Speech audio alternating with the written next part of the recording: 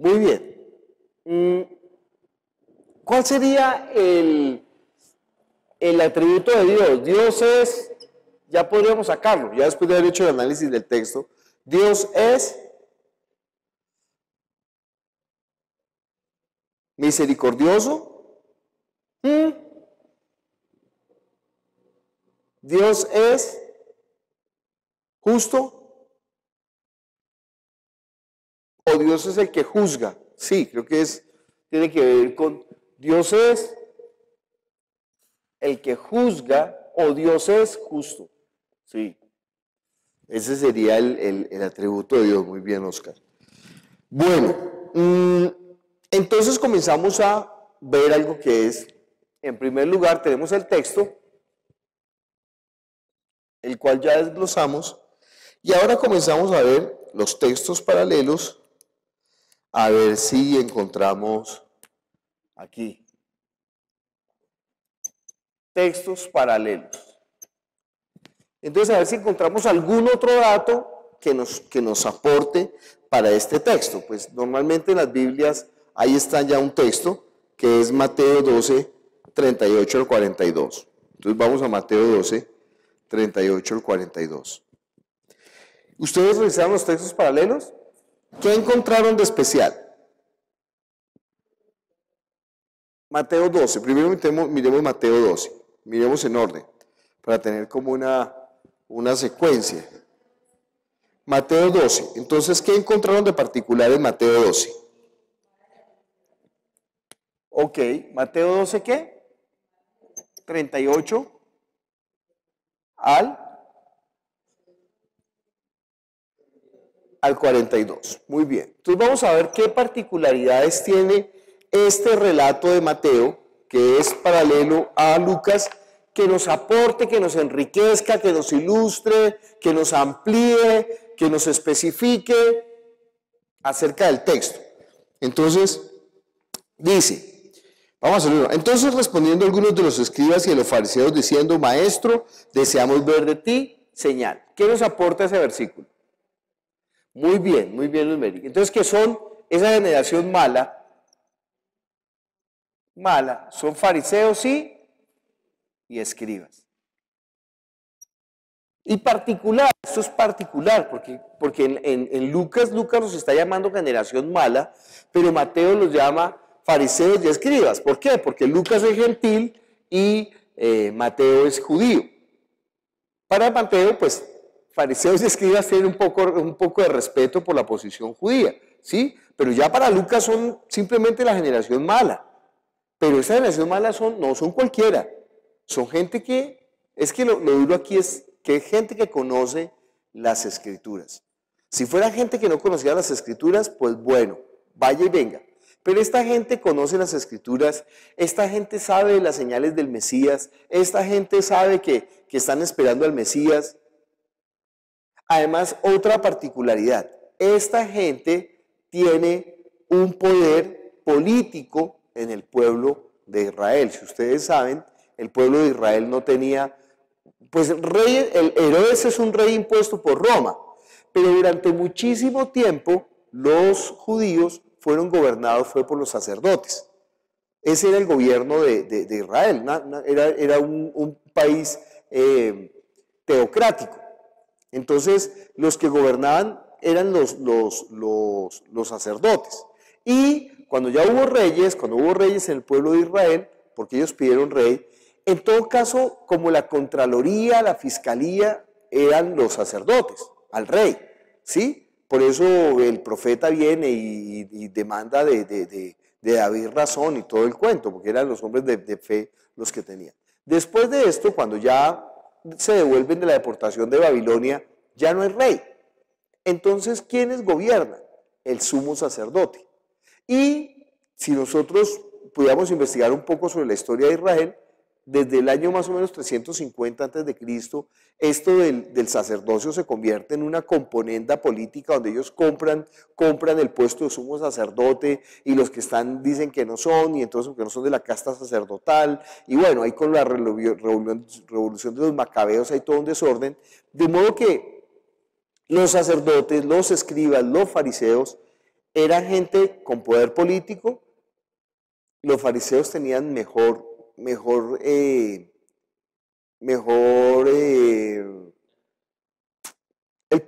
pueblo creía más en los fariseos, ¿sí? En los sacerdotes casi no cree, en los saduceos no creen, pues son unos vendidos al imperio romano, y entonces, y los escribas, pues ahí tienen sus bemoles de que sí, que no. Pero esta gente, muy bien, son fariseos y son escribas. Muy bien, ¿qué más nos dice Mateo?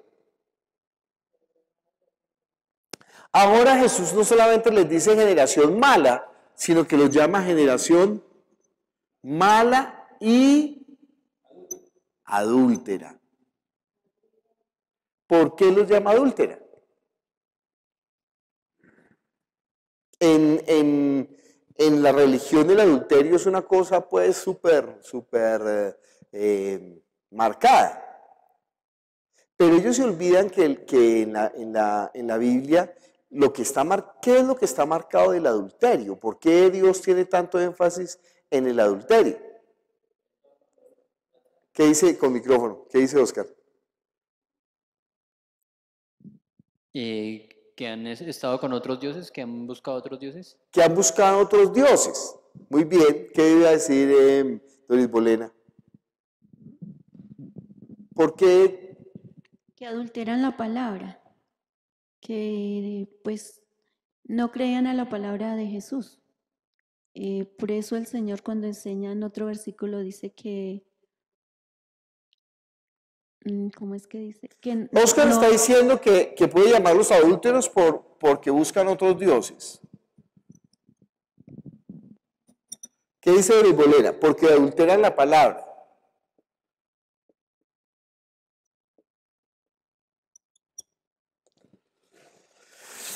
Pero, pregunta, ¿será que aquí está hablando de que están buscando ellos a otros dioses? No, no, porque realmente este movimiento fariseo quitó toda la idolatría y quitó todas las prácticas, inclusive de otra. Si fueran los saduceos, que están mezclados con los griegos y que tienen muchas costumbres griegas, podría, pero no, aquí esta gente es súper cerrada. ¿Será que será porque están adulterando la palabra? Que Jesús los llama generación mala y adúltera.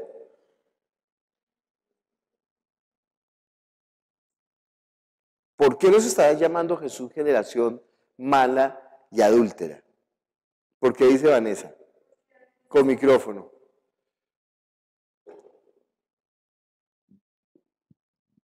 Porque antes estaba hablando de la blasfemia contra el Espíritu Santo y les estaba diciendo generación de víboras, ¿cómo podéis hablar lo bueno siendo malos? Porque de la abundancia del corazón habla la boca. ¿Y nosotros podemos asociar eso con el adulterio? Pues antes de este texto, Jesús ya había expulsado un demonio y ya estaba hablando de la blasfemia contra el Espíritu Santo, y antes ellos ya habían dicho que él expulsaba a los demonios. Por Belcebú. Por decir eso, ¿lo está llamando adúlteros? ¿Qué relación tiene llamar a alguien Belcebú con el adulterio? Puede ser, o sea, yo no estoy diciendo que no. Lo que estoy diciendo es cuál es el sustento para poder creer eso. Porque tiene que venir del contexto judío. No de lo que a nosotros nos parece, sino por qué Él les está llamando generación mala y adúltera. Esta generación mala y adúltera demanda señal. Ya revisando el texto, nosotros entendimos por qué los estaba llamando generación mala, porque a veces dice, pero ¿qué problema tiene con que piden una señal? Y entonces resulta que nos dimos cuenta que ellos estaban viendo las señales, pero la verdad es que no querían creer, no querían realmente someterse a Jesús. ¿Por qué será que ellos no quieren someterse? Es que adelante dice, pero señal no le será sino la señal del profeta Jonás. O sea, si no cree que es tan obvio lo que le pasó a Jonás, o sea, ya no hay nada que hacer. O sea, usted no quiere creer. Sí, pero la pregunta mía es, ¿por qué los llama adúlteros? Tiene que haber una razón. Si yo le digo a usted cochino, ¿pero por qué me está llamando cochino?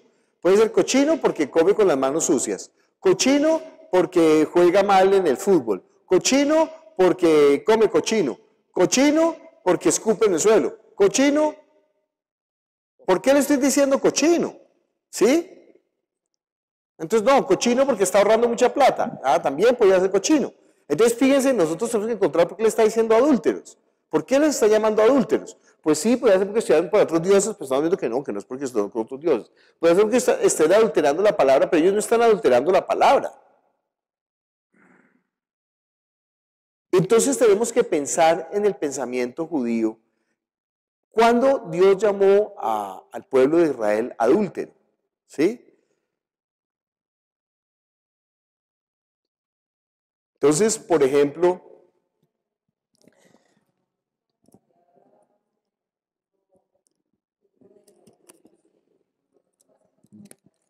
otra vez, Luzmeri, con micrófono.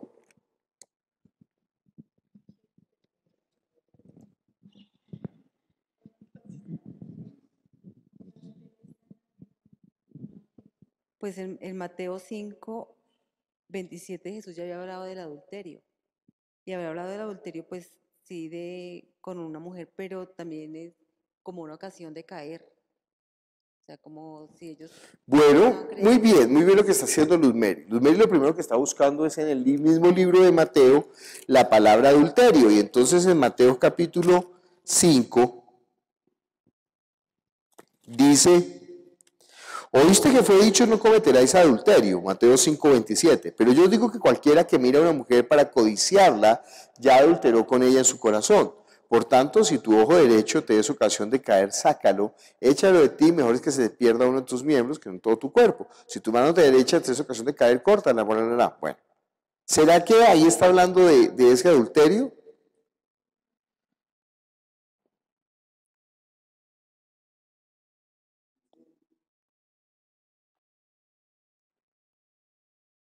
Bueno, dice también cualquiera que repudia a su mujer dele carta de divorcio. Yo digo que el que repudia a su mujer, a no ser por causa de fornicación, hace que ella adultere, y el que se casa con la repudiada comete adulterio. ¿Por qué está llamando a eso adulterio?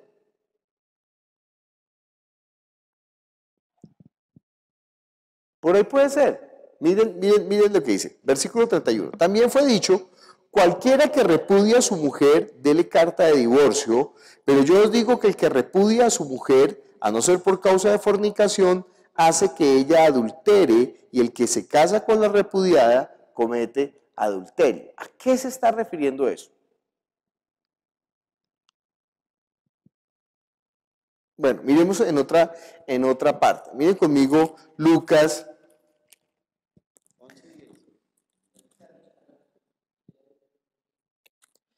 Ajá. ¿Por qué, Oscar? Está rechazando a Jesús.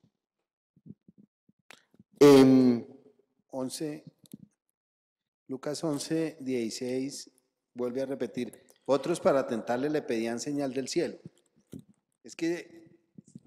Y en Marcos le está diciendo lo mismo.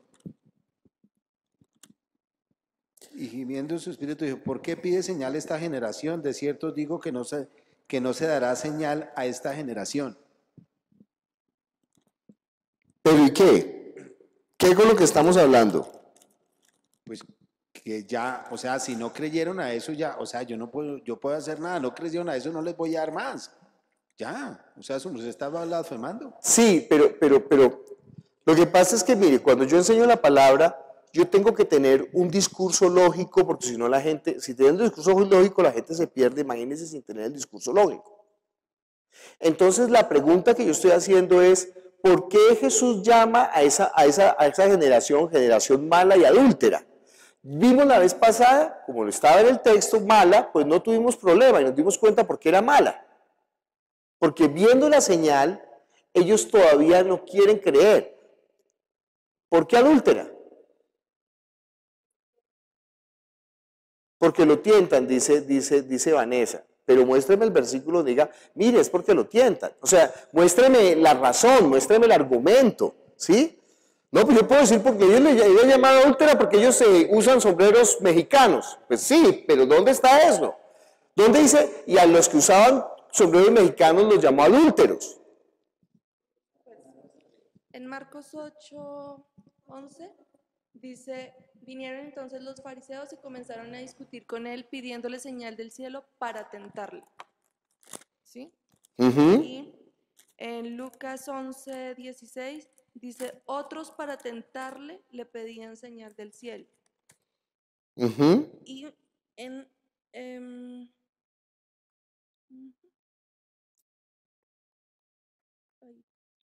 Bueno, vamos a Lucas capítulo 16, versículo 11 en adelante. ¿Quién lee? Aquí está hablando de la parábola del mayordomo astuto.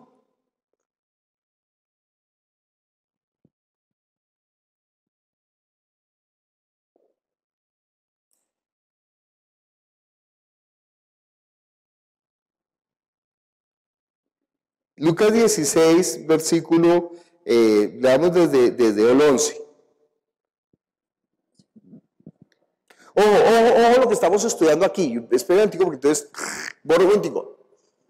Encontramos una palabra que es generación mala y adúltera. Y yo les estoy diciendo a ustedes que de dónde sale, por qué los están llamando adúlteros. Pero a mi parecer ustedes me están dando unos argumentos que no tienen nada que ver. Entonces yo tengo ahí como un conflicto ahorita que estoy pensando, pero por qué me están dando unos argumentos que no tienen nada que ver?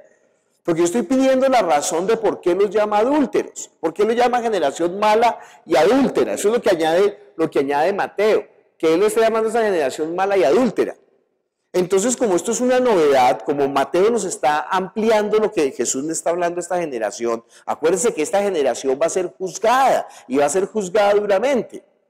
Entonces, en cuanto a la maldad, la vez pasada estudiamos, no, la maldad, él los llama malos, no porque están pidiendo una señal, sino porque están pidiendo una señal sobre las señales.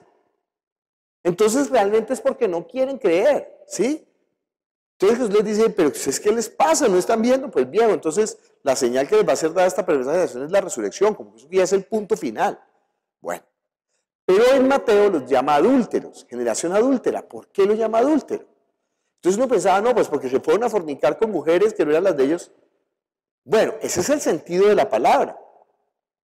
O sea, el sentido de la palabra es que se fueron a fornicar, a tener relaciones sexuales o a amar o a estar en el hipotálamo mullido con a quien no era su esposa.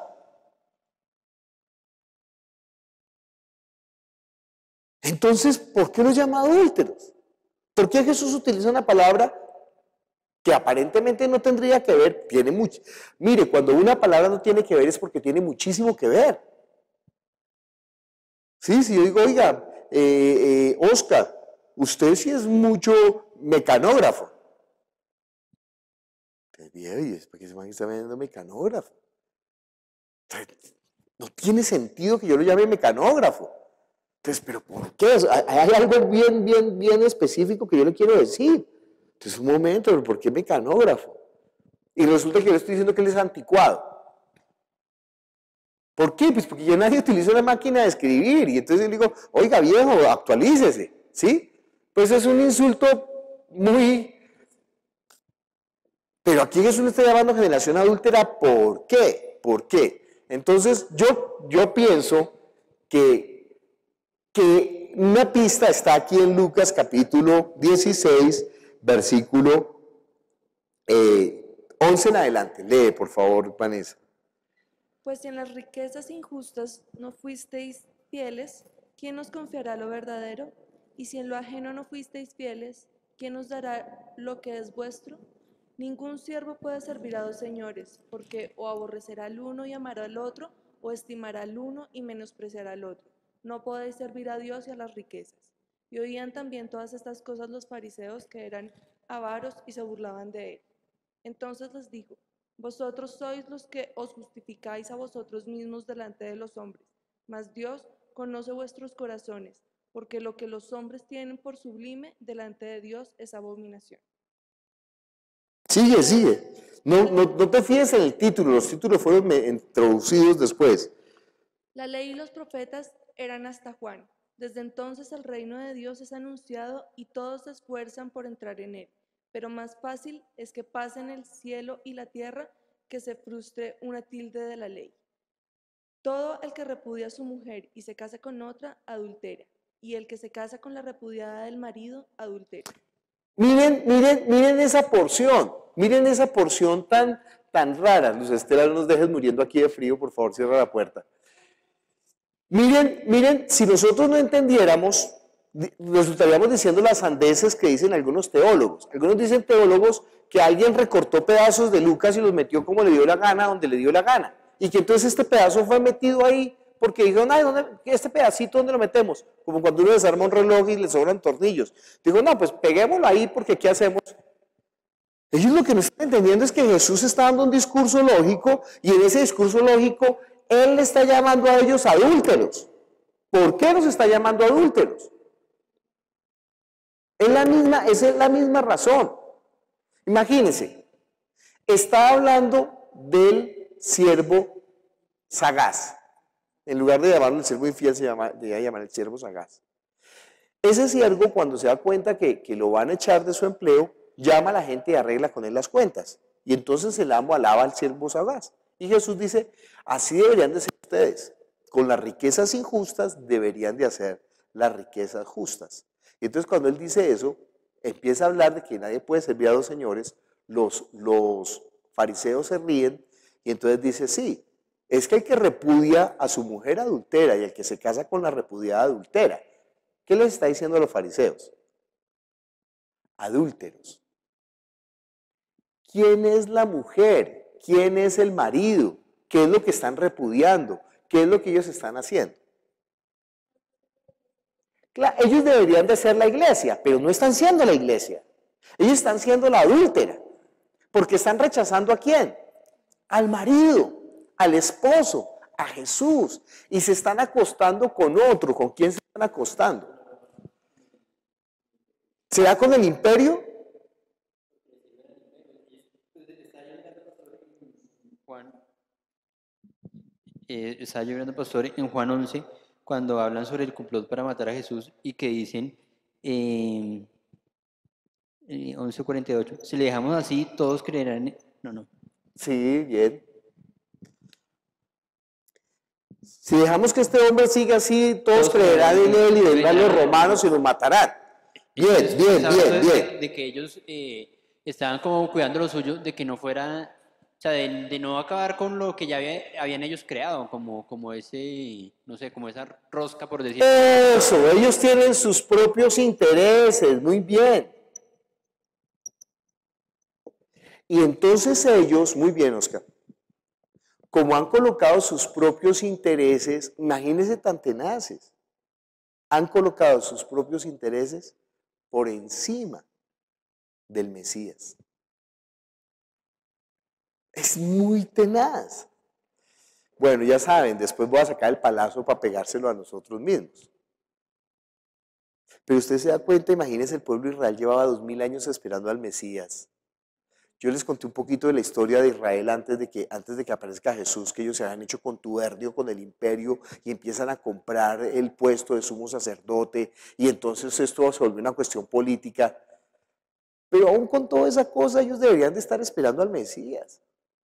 Y ellos empiezan a ver las señales, en lugar de reconocer las señales, niegan al Mesías y además hacen tropiezo para que la gente no reconozca al esposo. Por eso es una generación y por eso van a recibir un juicio tan grave, por eso van a recibir un juicio tan duro. Es que, digamos que una persona que se la ha pasado trabajando toda la vida y jamás ha tenido tiempo para escuchar de Jesús, bueno, él va a recibir juicio, pero imagínense nosotros que todo el tiempo hemos estado oyendo jugando a Jesús y hemos dicho, Jesús, el centro de mi vida es Jesús, el centro de tu iglesia es Jesús, desde el principio hasta el fin. ¿Y adulteramos?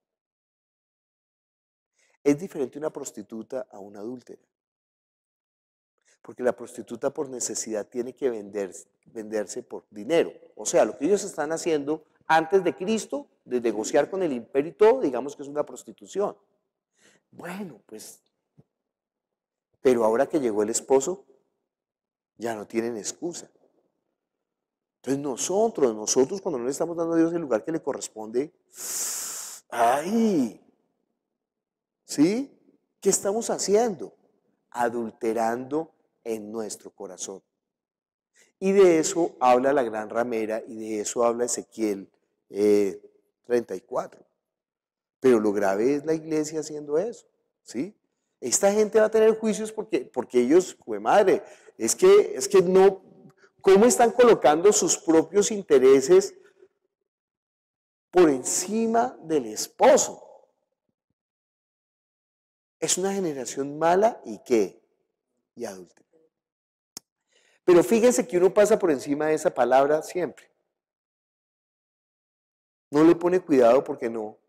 Entonces en la predicación, en la labor de la predicación, ese es sacar tesoros nuevos y viejos, o sea, mostrar no tanto lo que, pues sí, ahí está lo evidente, pero también hay cosas que, pero no porque no sean evidentes para el texto, para nosotros que le hemos pasado por encima, que no le ponemos cuidado. Entonces, muy bien, por eso le llama generación mala y adúltera. ¿Qué más? Cuéntame, Doris Bolé.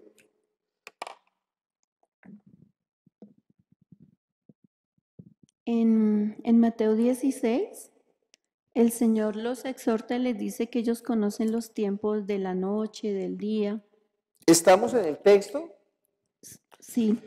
¿Estamos en el texto de Mateo 12 o tú por qué te saltas a Mateo 16? Cuéntame la Está hablando de razón. la señal de la generación. 16:4 dice, la generación mala y adúltera demanda señal, pero la señal no les será dada, sino la señal del profeta Jonás, dejándolos se fue. Ok. Pero en el 16:1 los exhorta que dice que si pueden distinguir las señales de los tiempos y no quieren entender las señales que vienen del cielo. Muy bien. Entonces Doris Bolena nos está ampliando,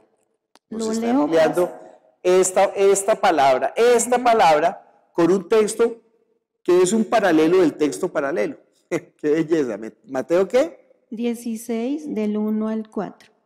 Este texto no es un texto paralelo de este texto. Es que en otra ocasión otra vez sucedió eso.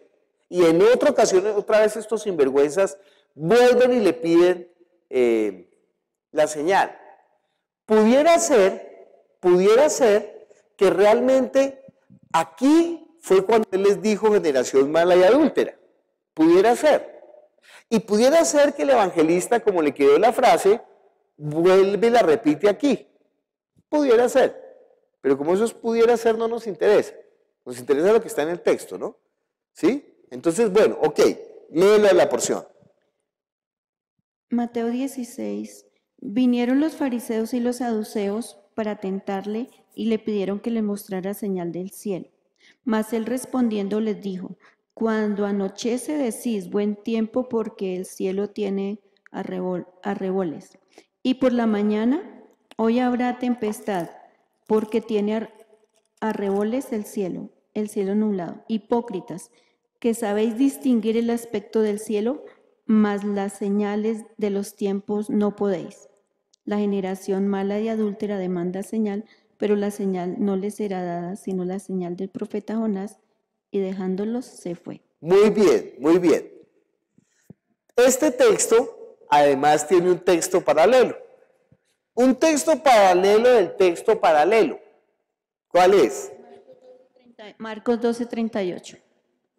Marcos 8:11. Y aquí dice Marcos. Por favor, leamos Marcos 8:11, a ver si nos cuenta más. Ahora estamos viendo más, estamos viendo, ay, ¿qué más, qué otros datos pasó con esto de la generación mala y adúltera? Pero se dan cuenta, ¿no? Esto es texto paralelo de esto, pero este no es un texto paralelo, esto es un texto, digamos, podemos crear una nueva palabra, una nueva denominación, textos adyacentes.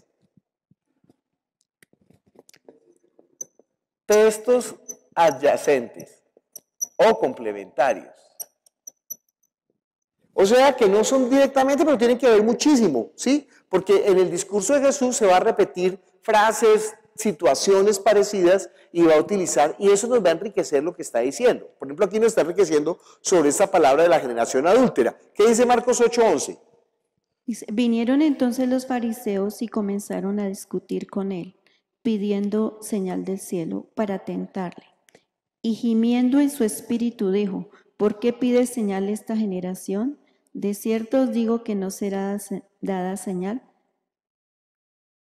a esta generación. Y dejándolos volvió a entrar en la barca y se fue al otro lado de la ribera. ¿Qué nos dice esa porción que es como novedoso?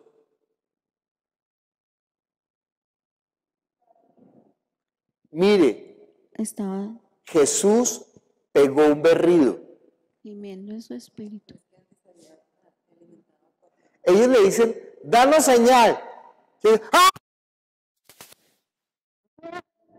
¿Usted sabe que uno hace eso cuando ya le sacan el límite de la piedra?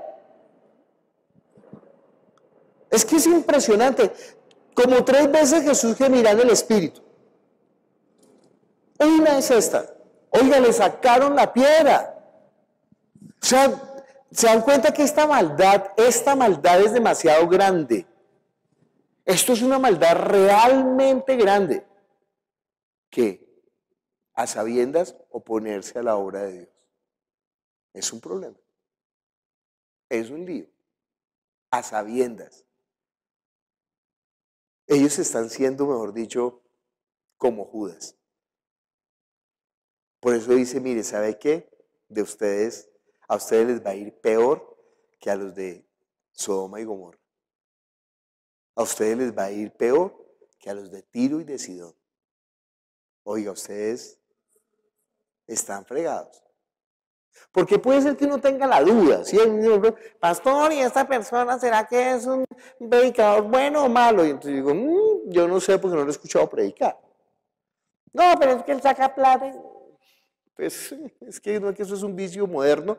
¿Entienden que lo de la política de ellos no es un problema? Sí está mal, pero es una prostituta, bueno, no importa. Es que el problema no es prostituta, el problema es que adúltera. O sea, el gran problema, lo que está diciendo Apocalipsis, mire, el mundo va a tener juicio, pero ¿saben quién va a tener juicio? Peor juicio, la gran ramera. Y la gran ramera es la esposa que se va a fornicar con los reyes de la tierra y con los poderosos, con los comerciantes. Entonces, el pueblo de Israel, el problema es que se fue tras dioses ajenos conociendo a Dios. Ese es el problema que les dice, mire, ustedes son adúlteros. Por eso les está diciendo generación adúltera. Después los llama otra vez adúlteros cuando ellos, en lugar de buscar a Dios para la protección, se van detrás de Faraón y detrás de Babilonia, buscando cisternas rotas, dice. Ustedes son, y entonces habla, ahí en Ezequiel habla un par de ejemplos de la adúltera, Oliab y Oliva, y entonces les dice, ustedes, la hermana mayor, Israel, es Oliab, y la hermana menor es Oliva, y peor Oliva que Oliab, porque al final Israel no me conocía tanto, pero Judá me conocía muchísimo. Entonces, ustedes, mejor dicho, olvídense de mí, no voy a dejar títere con cabeza. Todo eso está hablando para hablar de esto, y todo eso va a estar hablando de eso para hablar ahora de la iglesia. Ese es el paralelo. Pero imagínense tan mala que es esta maldad, que le hacen sacar un grito a Jesús. Yo no sé si hay otra traducción, otra versión, hipócritas, pero en otra versión ahí gimiendo en el espíritu. No, es que suspirando. Yo no suspiro, pero gracias, Clau. Sí. ¿Qué dice Nácar Colunga? Sí, se molestó mucho. Acá dice, él, exhalando un profundo suspiro, dijo, ¿por qué esta generación pide una señal? En verdad os digo que no se le dará ninguna. Y dejándolo subió y de nuevo a la barca y se dirigió a la otra ribera. No, gimiendo en el espíritu. No, eso no fue. No, eso fue un grito. Cuando en Hebreos dice que con gemidos y con lágrimas. Bueno, con clamor dice ahí. Bueno, listo. Estamos ahí con ese pasaje paralelo viendo que la cosa. ¿Qué más nos dice Marcos? ¿Qué más nos dice Mateo? Pastor, ¿Qué? Dime. Lo que nos acabas de decir y explicar, entonces la gran ramera está dentro de la iglesia. No, al contrario, al contrario. La, ¿Tú dijiste la gran ramera está dentro de la iglesia? No, al contrario. La Está. iglesia está dentro de la gran ramera. La Por eso le iglesia. dice en Apocalipsis, salid de ella, pueblo mío, y no seáis partícipe de sus obras. O sea, la iglesia tiene que salir de la gran ramera. Bueno, es que es más la gran ramera que la iglesia. O sea, porque la apostasía es de un gran grueso. La iglesia, claro. Una gran parte de la iglesia. Una gran parte de la iglesia. Bueno, Mateo, ¿qué? 12. ¿Hay algo más? Generación más leve, porque estuvo Jonás en el pez de gran día y 3 noches y están haciendo los juegos. Aquí nos aclara que la señal del gran pez es ¿qué? Que la señal de Jonás es ¿qué? Que el Hijo del Hombre estará en la tierra y resucitará. Aquí lo aclara. Entonces ya no tenemos que decir la señal de Jonás, aquí nos aclara la señal de Jonás. La señal de Jonás es ¿qué? La resurrección, después de 3 días. ¿Por qué es tan importante después de 3 días? Porque después de 3 días, oiga viejo, está decididamente muerto, ¿no? No fue al otro día ni al momento, sino que tiene que ser realmente muerto. Ya el 4.º día comenzaba a heder, ¿no? Porque ya se pudre. Pastor, porque aquí dice en el corazón de la tierra, o sea, pues digamos que lo que de pronto se ha malentendido, lo que usted dice que bajó a los infiernos, o sea, que está mal entendido. Porque acá dice, el Hijo del Hombre, así estará el Hijo del Hombre en el corazón de la tierra 3 días y 3 noches. Ajá. No, es que yo no sé por qué dicen que el infierno, en ninguna parte dice que Jesús bajó al infierno. En la Biblia dice que Jesús fue en el Espíritu y le predicó a los espíritus encarcelados de la época de Noé. Eso no es el infierno. Pero en ningún lado dice que él bajó al infierno. Solamente en el credo católico, que yo no sé de dónde lo sacaron. Y mucha teología cristiana está diciendo eso también. No, lo que pasa es que para ellos la muerte es el corazón de la tierra. El Seol, el Hades, el abismo, el lugar de los muertos, el abismo no, el lugar de los muertos, ¿sí? Quién sabe cómo dirá en griego, ¿no? Interesante. Los hombres de Nínive se levantarán en juicio con esta generación y la condenarán, porque ellos se arrepintieron de la predicación de Jonás. He aquí más que Jonás en este lugar, eso lo está diciendo igual.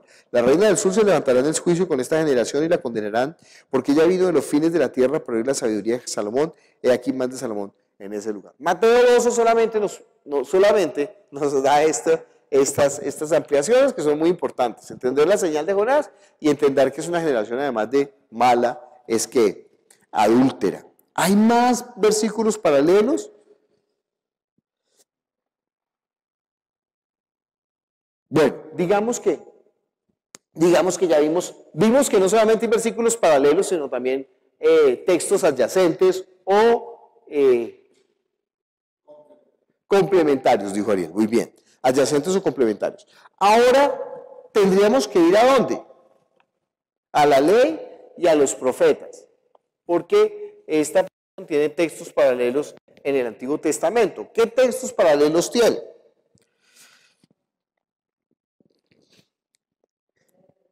Vamos a Primera de Reyes 10, del 1 al 10. Muy bien.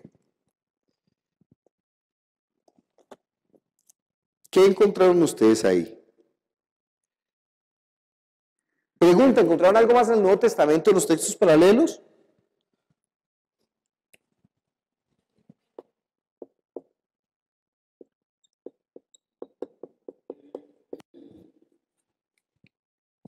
¿No? ¿Quién lee? Primera de Reyes 10. Oyendo la reina de Saba la fama que Salomón había alcanzado por el nombre de Jehová, vino a probarle con preguntas difíciles. Y vino a Jerusalén con un séquito muy grande, con camellos cargados de especias y oro en gran abundancia, y piedras preciosas, y cuando vino a Salomón le expuso todo lo que en su corazón tenía. Y Salomón le contestó todas sus preguntas, y nada hubo que el rey no le contestase. Y cuando la reina de Saba vio toda la sabiduría de Salomón y la casa que había edificado, asimismo la comida de su mesa, las habitaciones de sus oficiales, el estado y los vestidos de los que le servían, sus maestresalas y sus holocaustos que ofrecía en la casa de Jehová, se quedó asombrada. Y dijo al rey: verdad es lo que oí en mi tierra de tus cosas y de tu sabiduría. Pero yo no lo creía hasta que he venido, y mis ojos han visto que ni aún se me dijo la mitad. Es mayor tu sabiduría y bien que la fama que yo había oído. Bienaventurados tus hombres, dichosos estos tus siervos que están continuamente delante de ti y oyen tu sabiduría. Jehová tu Dios sea bendito, que se agradó de ti para ponerte en el trono de Israel, porque Jehová ha amado siempre a Israel. Te ha puesto por rey para que hagas derecho y justicia.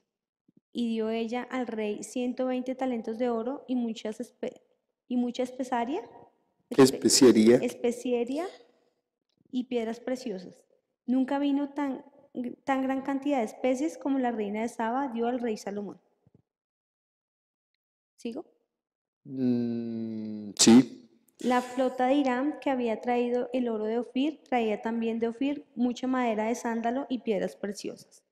Y de la madera de sándalo hizo el rey balaustres para la casa de Jehová y para las casas reales. Arpas también y salterios para los cantores. Nunca vino semejante madera de sándalo, ni se había visto hasta hoy. Y el rey Salomón dio a la reina de Saba todo lo que ella quiso y todo lo que pidió, además de lo que Salomón le dio, y ella se volvió y se fue a su tierra con sus criados. Muy bien. ¿Qué puntos resaltarían ustedes ahí de esa historia? Bueno, de pronto miremos Segunda de Crónicas también. Segunda de Crónicas 9, del 1 al 12 de una vez. Miremoslo de una vez. O de una vez resaltamos los de acá y después vemos Crónicas. Bueno, resaltemos los de acá. ¿Qué puntos resaltarían ustedes? Ojo, con respecto a esta historia.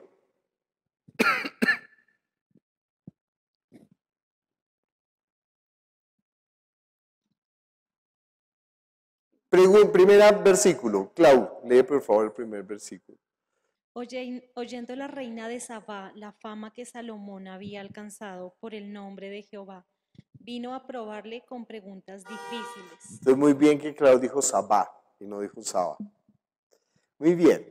Pero entonces, ¿qué ves ahí en ese versículo? ¿Qué ves de particular en este versículo con respecto a la historia de Mateo? Que vinieron a probarle también. Bueno, una parte, esta mujer también vino a probarle, ¿no? Chévere que lo dice ahí, que ella también vino a probarle. O sea que el punto no era probar o no probar. Lo que pasa es que era la intención. Muy bien, aquí el punto es la intención. Esta mujer lo prueba, pero de una manera diferente. Ella sí quiere saber la verdad. ¿Qué otro punto ves en ese versículo? Que Salomón había alcanzado fama por el nombre de Jehová. Ok, que él ha alcanzado fama. Alcanzado fama por el nombre de Jehová. Igual que Jesús tenía fama por la obra que el Espíritu Santo hacía en él, que hacía que pues él hiciera milagros y señales a las personas. Claro, Jesús está también alcanzando fama. Fíjese, ¿no? Jesús no quiere alcanzar fama, porque todo el mundo dice, chito, cállese y todo, pero en todo caso todo el mundo sabe que él está haciendo señales. O sea, esto no es una cosa que es que hizo una señal. Si hubiera hecho una señal es un milagro. Pero estos no son milagros, ¿son qué? Señales y prodigios. En la Biblia no habla de milagros, habla de señales y prodigios. Entonces, muy bien, ¿qué más ves ahí?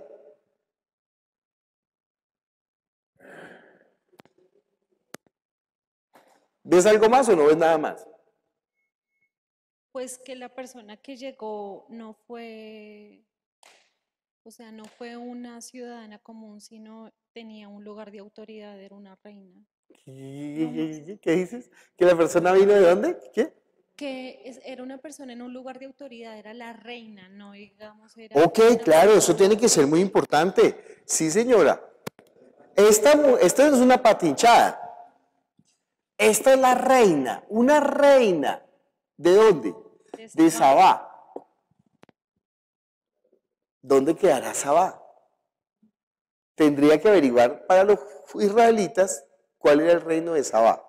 El reino de Saba es un reino lejos, lejos, lejos, porque es más o menos lo que hoy en día es Etiopía. Entonces, si usted ve el mapa más o menos, si esta es África, aquí queda Israel, este es el Nilo, y más o menos por acá queda Etiopía. Eso es mucho, mucho camino largo. Esa mujer no vino de la esquina, no vino de Samaria, no, esa mujer vino de Saba. Pero no solamente eso, es que esa mujer es una reina. Pero no solamente eso, esa mujer trae muchos presentes para... Pero ojo, esta mujer se está moviendo solamente ¿por qué? Por un chisme. Por lo que oyó, esta mujer por lo que oyó, se vino a buscar a Salomón.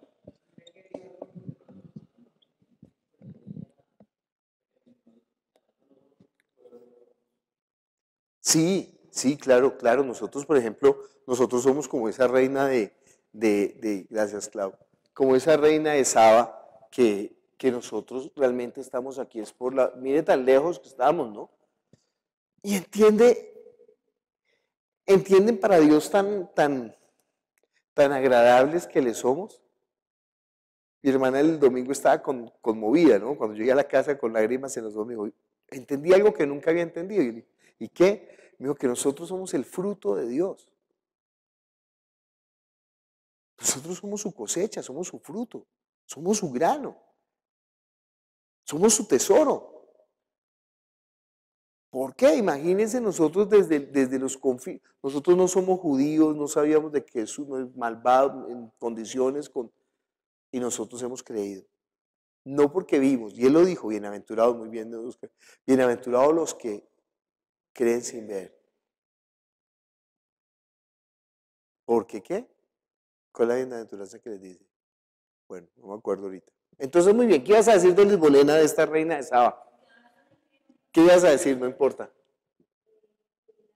Había escuchado, oyendo. Oyendo, ese punto es clave, ¿sí? Uh-huh. Oyendo esa mujer, vino y mire que le probó, ¿sí? La cuestión no era no probarla, como la mujer samaritana, eres tú, entonces, me parece que eres profeta, ¿será que sí, será que no?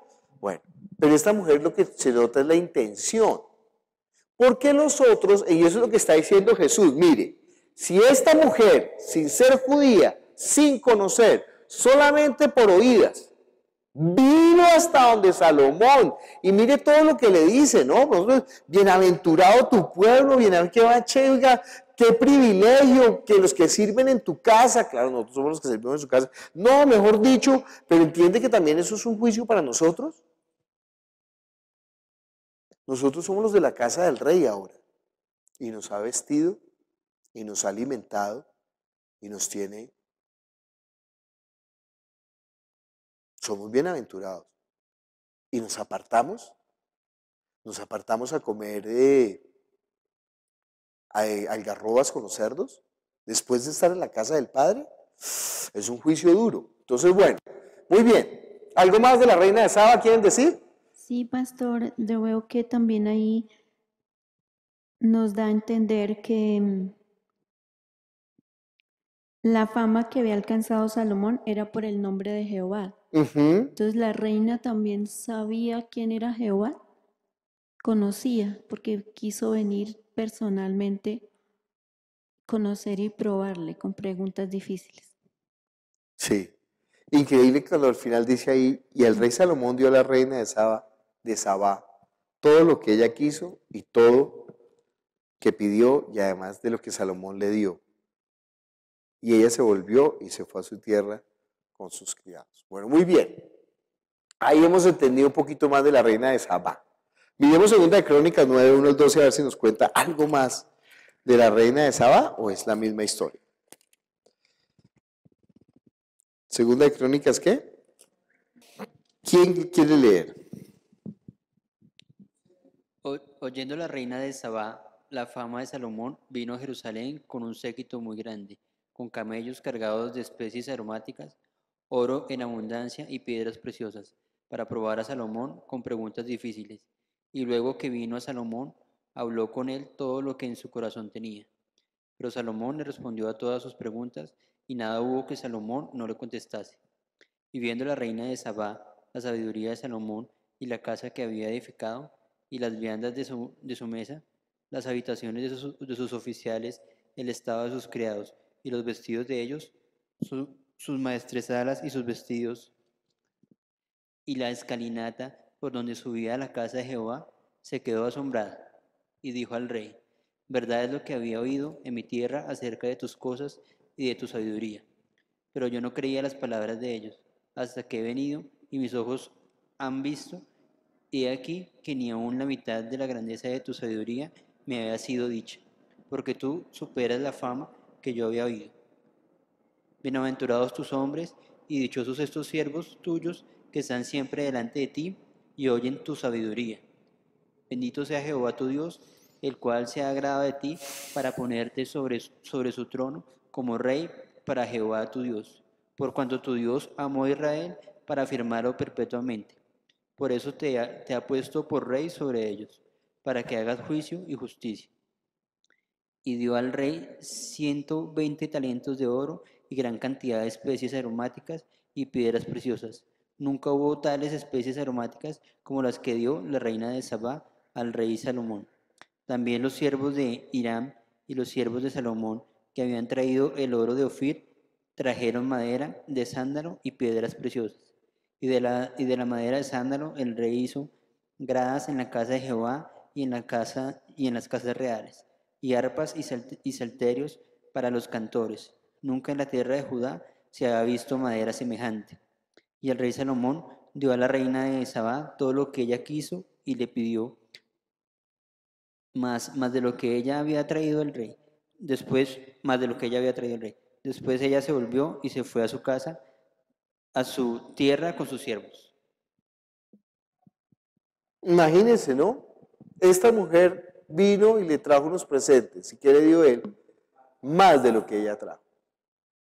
Y sería interesante, por ejemplo, en hebreo ver qué significa sándalo, ¿sí? Porque le ponen mucho alaraque ahí, que son las escaleras y los instrumentos de adoración y las escaleras del palacio, del templo.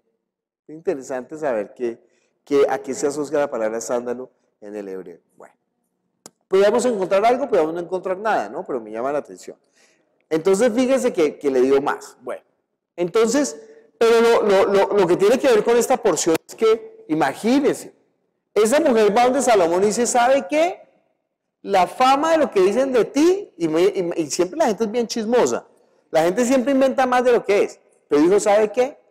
La fama suya no es ni la mitad de lo que usted es. Pero Jesús dice, ¿sabe qué? Aquí hay alguien más que Salomón. Y fuera de eso no es por las oídas, es que ellos están viendo lo que él está haciendo. Entonces, y viejo, está en un grave problema con respecto a Jesús. Muy bien. Entonces, se dan cuenta que nosotros estamos encontrando, nosotros tenemos el plato fuerte es el texto. El plato fuerte es el texto. Pero nosotros estamos condimentando el texto con unas hierbitas finas, con unos trocitos de pimienta, con unos, ¿sí? Y entonces eso está haciendo que sea muy, muy fina la predicación. Y que sea enriquecida, no por descrestar, porque un dato, no, la reina de Sabá, no es por hablar carreta, sino que tiene que ser llevado al texto. ¿Cómo se enriquece el texto? ¿Cómo el texto realmente presentamos nosotros ese plato? Imagínense que en Italia la gente come unas pasticas, unos nochis, todo el mundo come nochis. Y entonces, pero la gente come muchos nochis, porque eso le sirve en un plato lleno de nochis y la gente se come todos los nochis. Y bueno, y un tipo que es el tercer restaurante mejor del mundo, queda en Italia y tiene 3 estrellas Michelin, eso es pues alta cocina. El tipo sirve los nochis en un plato, solamente sirve 6 nochis. y pone a los lados lo que es la sopa, en lugar de servirlo en sopa, sirve la crema al lado para que usted unte los nochis y los coma. ¿Por qué hace eso? Porque en lugar de servir un tazón de nochis, solamente sirve 6 nochis. ¿Qué va a pasar con la gente cuando solamente vea 6 nochis? Casi lo matan en el pueblo porque decía, pues este man está profanando nuestra comida. Pero ¿qué pasa cuando solamente usted ve en un plato 6 nochis? Entonces cada uno lo va a apreciar, uno coge el noche y como que, hijo de madre, y esto vale 300 euros, entonces coge cada muestra a ver qué es lo que tiene. Y claro, cada noche es hecho, pues, y la salsa es hecha, pues, con la vaina, ¿no? Entonces coge, usted come, entonces no se traga todos los noches y los deglute ahí sin saborearlos, sino que usted coge el noche y, a ver, ¿por qué estoy pagando yo porque estoy pagando 300 euros por esto? Y entonces los saborea. Nosotros en una predicación podíamos atarrafagar de versículos y de información pero entonces la gente no va a saborear el plato.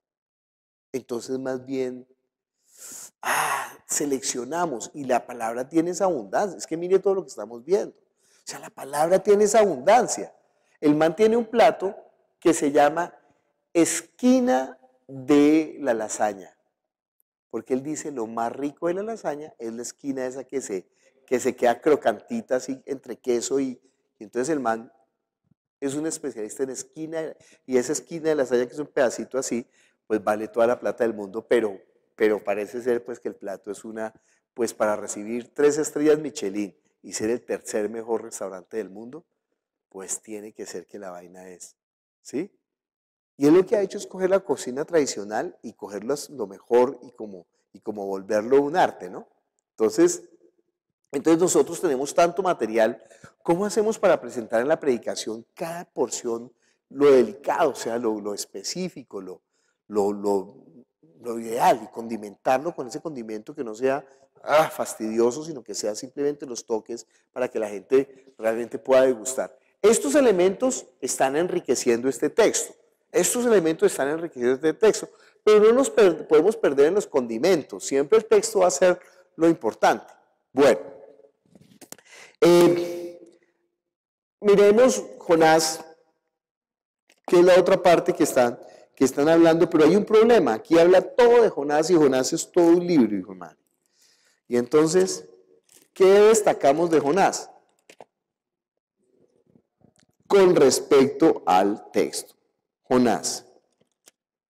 Leámoslo y miremos a ver, vamos mirando paso por paso qué elementos los destacamos con ojo, no se pierda, qué elementos con respecto a este texto.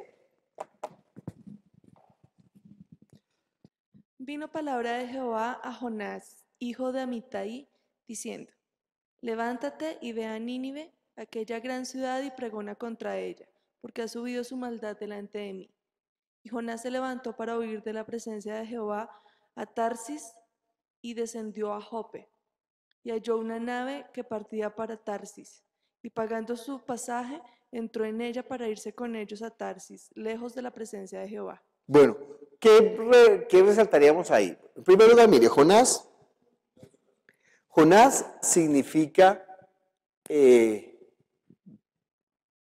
paloma. Paloma. Ustedes saben, ¿no? La paloma es un símbolo del Espíritu Santo y el Espíritu Santo pues es lo que viene de Dios para que nosotros le obedezcamos. Pero este Jonás todo tiene menos de obediente, ¿sí? Al contrario, es desobediente.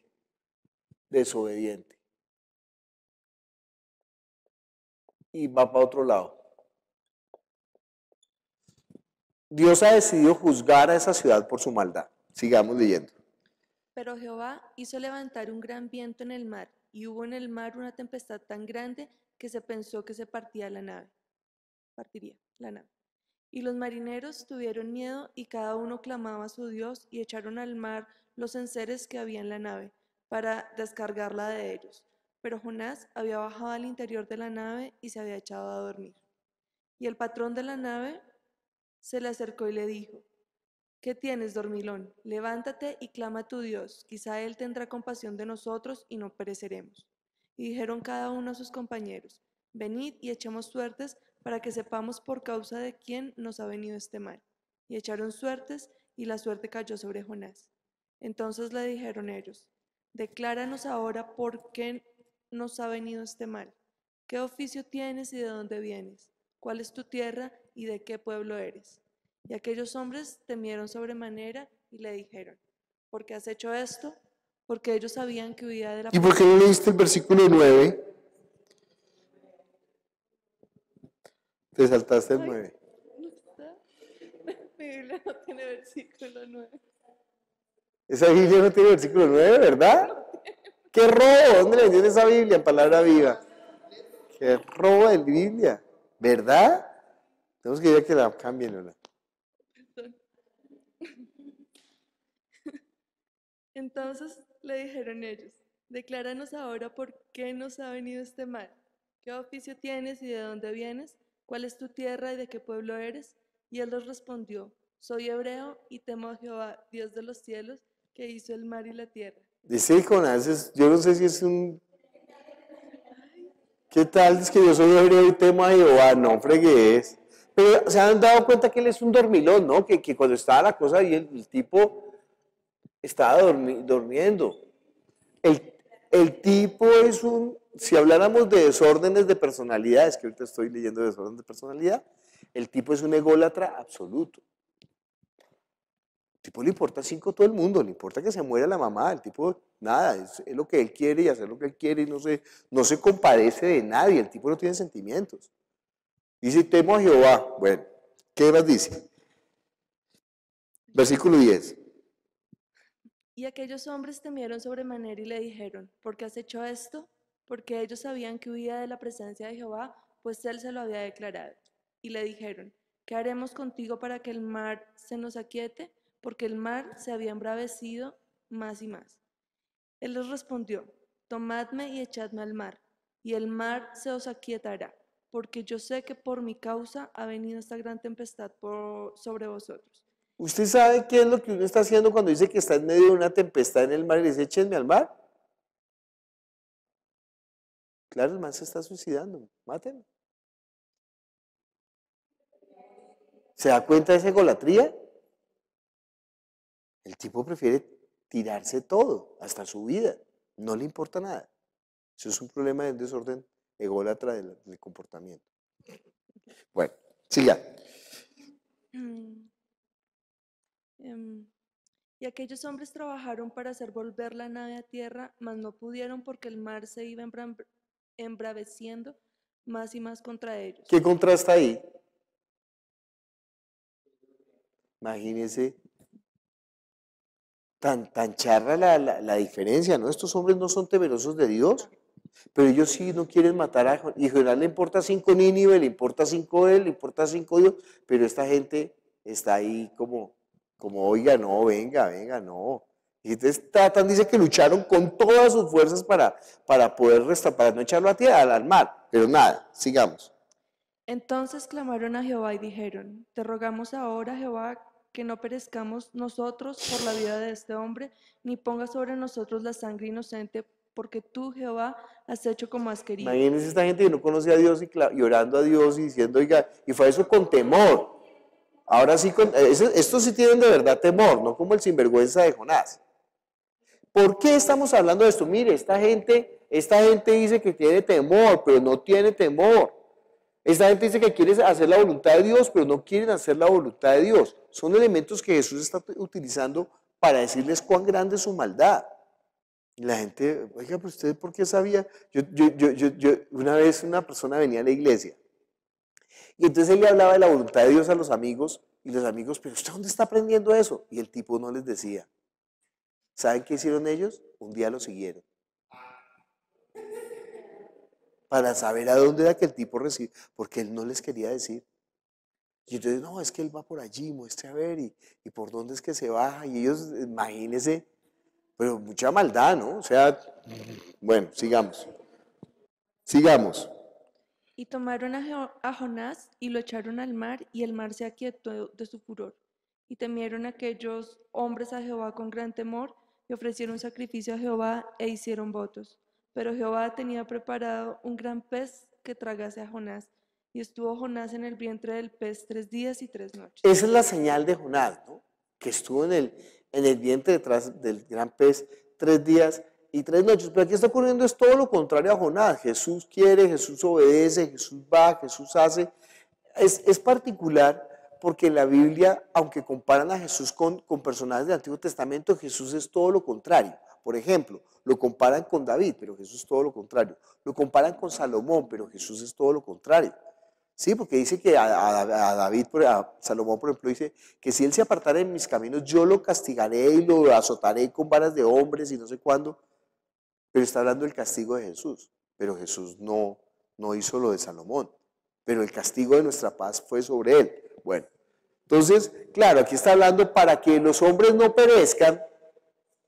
Jesús se ofreció para ir al vientre del gran pez, ¿no? ¿Para qué? Para que nosotros los que estamos en el barco no perezcamos.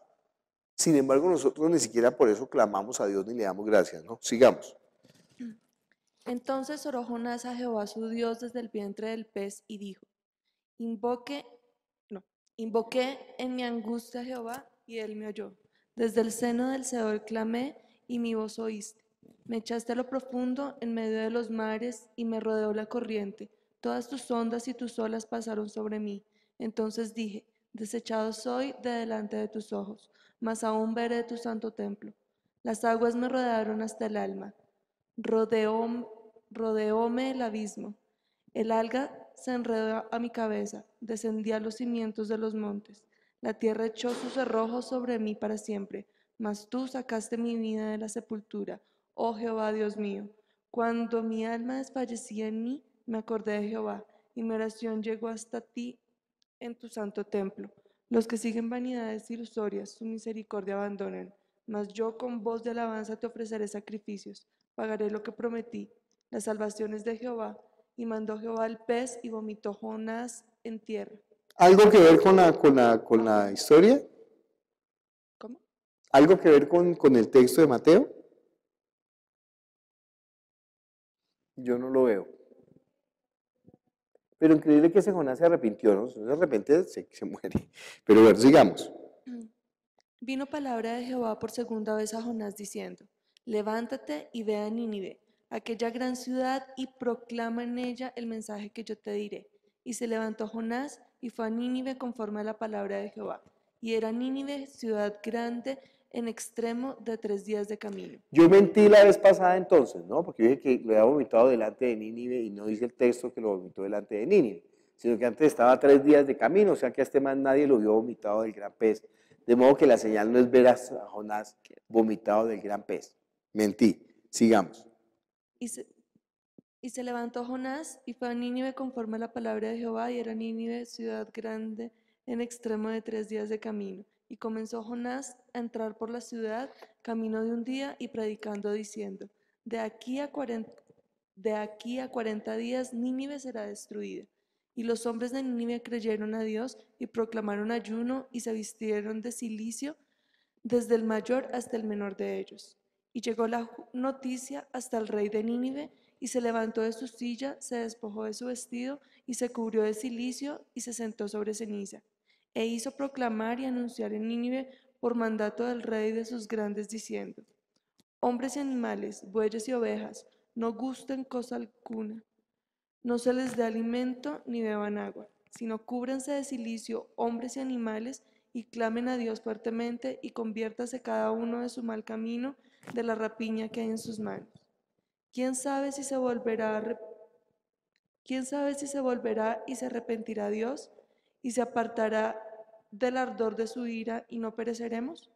Y vio Dios lo que hicieron, que se convirtieron de su mal camino y se arrepintió del mal que había dicho que les haría y no lo hizo. Entonces otro punto coincidente con el anterior es que esta gente de Nínive, que estamos en Jonás, esta gente de Nínive también hay un rey, ¿no? Y el rey también se arrodilla y se arrepiente y viene a los pies de Dios y pide perdón, todo ese cuento. Bueno, sigamos leyendo. Pero Jonás se apesadumbró en extremo y se enojó, y oró a Jehová y dijo, ahora, oh Jehová, ¿no es esto lo que yo decía estando aún en mi tierra? Por eso me apresuré a huir de Tarsis, porque sabía yo que tú eres Dios clemente y piadoso, tardo en enojarte y de grande misericordia, y te arrepientes de muerte que la vida. Y Jehová le dijo, ¿haces tú bien en enojarte tanto? Y salió Jonás de la ciudad y acampó hacia el norte, hacia el oriente de la ciudad, y se hizo allí una enramada, y se sentó debajo de ella a la sombra hasta ver qué acontecería en la ciudad. Y preparó Jehová Dios una calabacera, la cual creció sobre Jonás para que hiciese sombra sobre su cabeza y le librase de su malestar, y Jonás se alegró grandemente por la calabacera. Pero al venir el alba del día siguiente, Dios preparó un gusano, el cual hirió la calabacera y se secó. Y aconteció que al salir el sol, preparó Dios un recio viento solano, y el sol hirió a Jonás en la cabeza y se desmayaba. Y deseaba la muerte, diciendo, mejor sería para mí la muerte que la vida. Entonces dijo Dios a Jonás, ¿tanto te enojas por la calabacera? Y él respondió, mucho me enojo hasta la muerte. Y dijo Jehová, ¿tuviste tú lástima de la calabacera, en la cual no trabajaste, ni tú la hiciste crecer, que en espacio de una noche nació y en espacio de otra noche pereció? Y no tendré yo piedad de Nínive, aquella gran ciudad donde hay más de 120,000 personas que no saben discernir entre su mano derecha y su mano izquierda y muchos animales. Bueno, ¿qué aportes ven ustedes de la historia de Jonás para el texto de Mateo? Este tipo es ególatra típico, Jonás. Entonces el tipo está rayado. Imagínense, el tipo 3 veces está deseando suicidarse, la muerte, ¿no? Y si ustedes piensan en la historia de Israel, Jonás debería ser para ellos un ejemplo muy raro en cuanto a los personajes de Israel. Es como un antihéroe, ¿sí? Porque Jonás en todo caso imagínense, es un profeta de Dios, pero el hombre, mejor dicho, bien contrario a hacer la voluntad de Dios. Es más, deseando la muerte de la gente. Y Dios queriendo la misericordia. Si nosotros leemos los textos que leímos antes, ahorita no me acuerdo si es Mateo 16, de donde viene ese texto es que Jesús está predicándole a los publicanos y a los pecadores. Y los fariseos están bravos por eso, porque los publicanos y los pecadores se están arrepintiendo. Y entonces ellos son generación mala y adúltera porque están oponiéndose para que la gente no crea. Ese es el problema. Ellos les da piedra que la gente sea convertida. Entonces, todo eso tiene que ver con la historia de Jonás. Pero la historia de Jonás es que Jesús dice, oiga, mire, si los ninivitas se arrepintieron solamente por la predicación de Jonás, que podemos ver que el tipo no fue el mejor. Aquí hay alguien más que Jonás. ¿En qué es más Jesús que Jonás? Oiga, es que este tipo quería perder la vida, pero Jesús puso su vida por nosotros. Jesús dio todas las señales, Jesús hizo toda la voluntad del Padre. Hemos dicho, nadie tiene excusa delante de Jesús, ¿sí? Por la obra que Jesús está haciendo. De modo que esta generación es ¿qué? Mala y adúltera, perversa.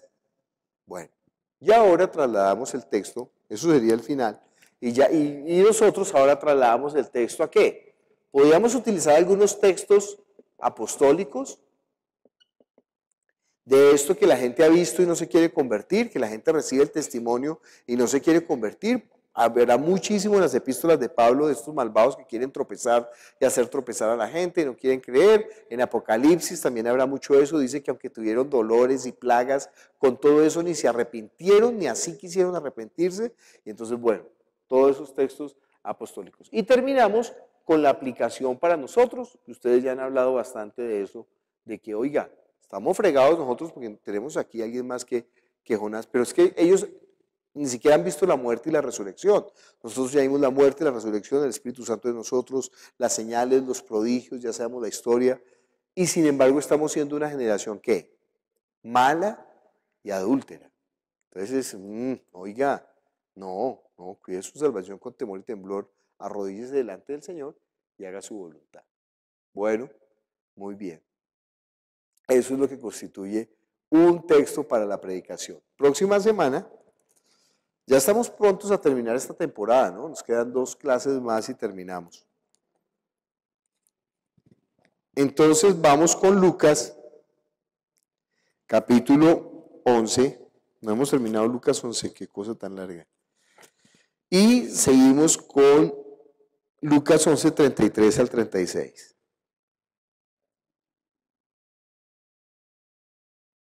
Y recuerde que todo eso tiene que ver, ¿no? No se ha cortado el texto. Lucas 11, 33 al 36. Padre Celestial, te damos gracias por tu palabra que es la verdad y gracias que estamos aquí reunidos en tu nombre. Ayúdanos a entender, a conocer, a vivir la vida de fe. Obra con poder sobre nuestro espíritu. Te lo pedimos en el nombre de Jesús. Amén. Nos vemos el próximo lunes.